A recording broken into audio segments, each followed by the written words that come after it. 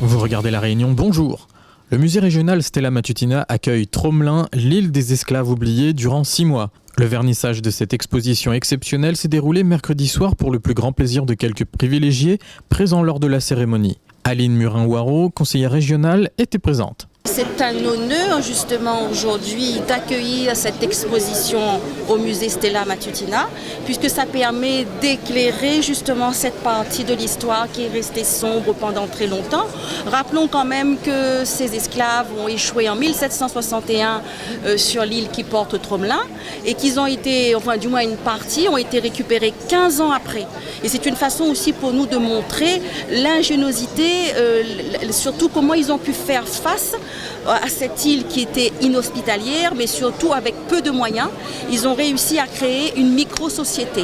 Et cette exposition est importante pour nous, nous qui à La Réunion avons connu aussi cette période esclavagiste. C'est une façon de valoriser cette histoire, c'est une façon aussi de pouvoir éclairer l'histoire de l'esclavage dans la zone de l'océan Indien.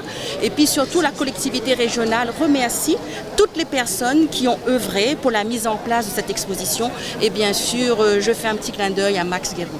Au-delà des pièces archéologiques et des reconstitutions remarquables, Max Guérou, qui est un des commissaires de l'exposition, revient sur l'histoire et la mise en œuvre de cette même exposition. Cette histoire est une histoire terrible, puisqu'en fait il s'agit du naufrage d'un bâti de la Compagnie des Indes française sur un îlot perdu de l'océan Indien qui s'appelle Tromelin, qui est un tout petit îlot, 1 km².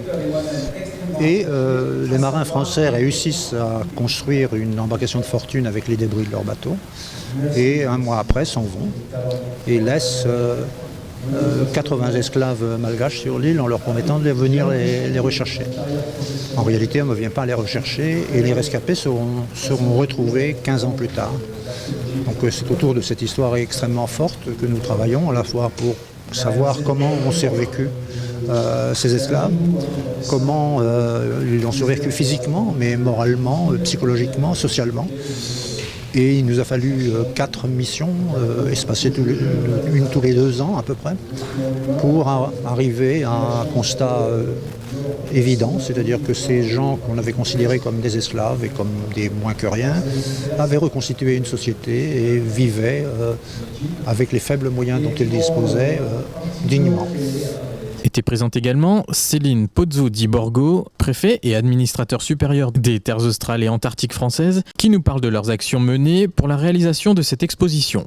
C'est un moment très important pour l'État puisqu'il met en lumière un épisode de l'histoire marquant d'un des territoires d'Étaf, puisque l'Étaf comporte un 5e district depuis 2007, les îles Éparses, dont Tromelin. Et c'était très important de faire connaître cette histoire dramatique des esclaves oubliés du XVIIIe siècle. C'est très important également pour l'Étaf d'avoir participé à une action menée en collaboration avec les acteurs régionaux, avec la DACOI, la Direction des Affaires culturelles de l'océan Indien, avec également des acteurs importants de l'archéologie française, le GRAN et l'INRAP. Cette exposition avait donc été présentée, une première version a été présentée à Nantes, mais inaugurée par la ministre de l'Outre-mer d'ailleurs. Mais il était important que le public réunionnais également puisse avoir accès à une exposition sur l'histoire de la région. Et donc c'est vrai que c'est très important pour l'Étaf d'avoir participé au montage de cette exposition, d'avoir eu ce rôle de maître d'ouvrage en quelque sorte pour coordonner les travaux de tous ceux qui ont contribué à la préparation d'une exposition d'un niveau scientifique remarquable. Tromelin, l'île des esclaves oubliés, c'est l'exposition que propose le musée Stella Matutina.